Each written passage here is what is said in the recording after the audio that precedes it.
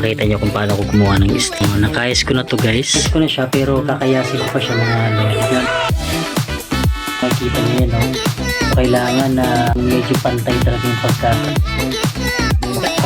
Pagka mga lodi, so sound check natin.